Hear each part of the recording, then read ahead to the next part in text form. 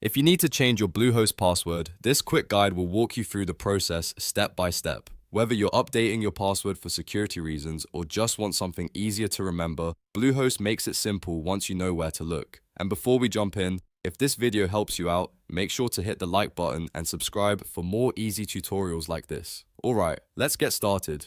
First, log into your Bluehost account. Once you're inside the dashboard, look toward the top right corner of the screen and click your profile icon. This is where Bluehost keeps your personal account settings, so if you're trying to update login details, this is the place you want to go. After you click the profile icon, a menu should open. From that menu, click My Profile. This will take you to your account profile page, where you can manage different pieces of information tied to your Bluehost login.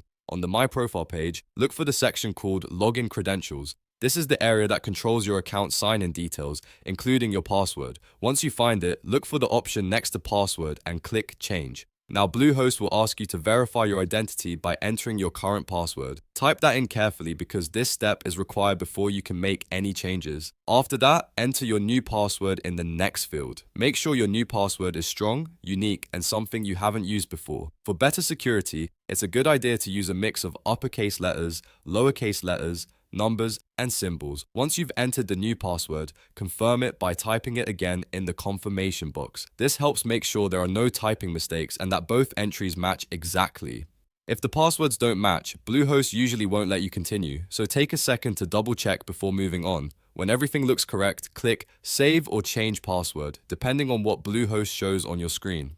After you do that, your password will be updated right away. At that point, it's a good idea to log out and sign back in with your new password just to make sure everything works properly. And that's it. You've successfully changed your Bluehost password. It only takes a few steps, but it can make a big difference in keeping your account secure.